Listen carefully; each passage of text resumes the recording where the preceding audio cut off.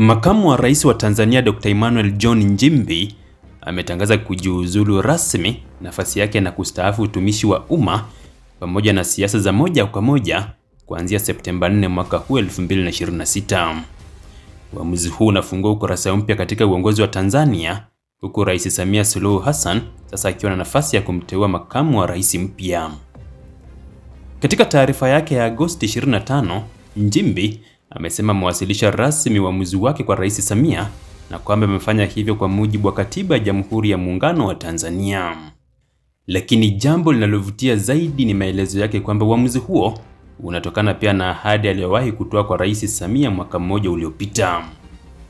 Nchimbi amesema tarehe 27 Agosti mwaka 2025 aliahidi kumuunga mkono rais na nchi kwa uaminifu na kuondoka madarakani pale rais atakapoona kuna haja ya kufanya mabadiliko katika nafasi ya makamu wa rais. Kwa hiyo, kwa mujibu wa maelezo yake, kuondoka kwake hakujawasilishwa kama mgogoro wa kisiasa, bali kama kutimiza ahadi aliyowahi kutoa. Hata hivyo, katika siasa, hasa katika kipindi ambacho mabadiliko ya uongozi yanaweza kuwa na athari kubwa, kujiuzulu kwa mtu mwenye nafasi ya pili kwa ukubwa nchini huibua maswali mengi zaidi. Je, kuna mgogoro kati ya Nchimbi na Samia? Kwa sasa hakuna ushahidi wa wazi unaothibitisha kwamba Nchimbi na Rais Samia wameingia katika mgogoro wa kisiasa. Badala yake, kauli ya Nchimbi imejengwa katika lugha ya heshima kwa rais na Chama cha Mapinduzi. Lakini ukweli kwamba Rais Samia anahitaji makamu wa rais mpya unaifanya hatua hii kuwa muhimu zaidi kisiasa. Makamu wa rais si nafasi ya kawaida katika mfumo wa uongozi wa Tanzania. Ni sehemu muhimu ya muundo wa serikali ya muungano na mtu anayeshirikiana moja kwa moja na rais katika masuala ya kitaifa. Kwa hiyo, uchaguzi wa mtu atakayemrithi Nchimbi unaweza kutoa picha kuhusu aina ya uongozi ambao Rais Samia anataka kuujenga katika kipindi kijacho. Nchimbi anaondoka wakati Tanzania ikiwa katika kipindi muhimu cha kisiasa. Hii ina maana kwamba uteuzi wa makamu wa rais mpya unaweza kuangaliwa si tu kama mabadiliko ya kawaida serikalini, bali pia kama sehemu ya upangaji mpana wa kisiasa ndani ya CCM. Rais Samia atahitaji kuzingatia mtu mwenye uzoefu, uaminifu wa kisiasa, uwezo wa kuwakilisha serikali ya muungano na ambaye anaweza kufanya kazi kwa karibu na serikali bila kuleta msuguano ndani ya mfumo wa uongozi.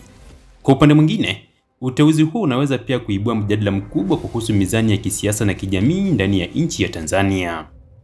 Nchimbi anaondoka akiwa mwanasiasa mkongwe. Kujiuzulu kwa Nchimbi ni mwisho wa safari ndefu katika siasa za Tanzania. Amehudumu katika nafasi mbalimbali ndani ya CCM, amekuwa mbunge na ameshika nyadhifa kadhaa za uwaziri katika serikali ya Rais Jakaya Kikwete kabla ya kufikia nafasi ya makamu wa rais.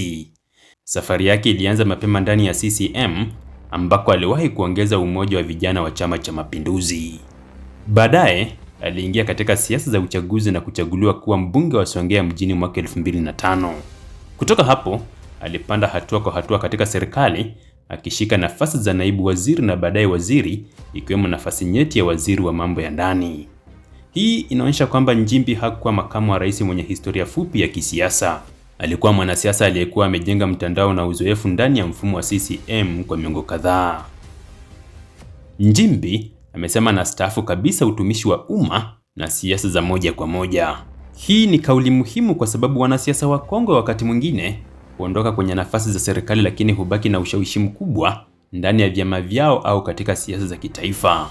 Kwa Nchimbi, iwapo atatekeleza kikamilifu uamuzi huo, Tanzania itakuwa imepoteza mmoja wa wanasiasa wenye uzoefu mkubwa kutoka katika ulingo wa siasa za moja kwa moja. Lakini siasa huwa na mabadiliko yasiyotabirika. Kauli ya leo ya kustaafu si lazima iwe utabiri wa maisha yote ya kisiasa. Hata hivyo, kwa sasa hakuna taarifa kwamba Nchimbi anapanga kurejea katika siasa. Kinachofuata ni uteuzi wa makamu wa rais mpya ambapo macho yote sasa yanaelekezwa kwa Rais Samia Suluhu Hassan. Uamuzi wake wa kumteua makamu wa rais mpya utakuwa hatua muhimu baada ya kuondoka kwa Nchimbi. Swali kubwa si nani atateuliwa pekee, bali pia uteuzi huo utaashiria nini kuhusu mwelekeo wa serikali na CCM kwa kipindi kijacho. Kwa hiyo, kujiuzulu kwa Nchimbi si swala tu la mtu mmoja kuondoka madarakani. Ni mabadiliko yanayofungua nafasi mpya katika uongozi wa Tanzania na yanaweza kuwa na maana kubwa zaidi katika hesabu za kisiasa za nchi. Kwa sasa, Nchimbi anaondoka akisisitiza kwamba anatimiza ahadi yake kwa Rais Samia, huku rais mwenyewe akikabiliwa na jukumu la kuchagua mtu atakayeshika nafasi ya pili kwa ukubwa katika uongozi wa Tanzania.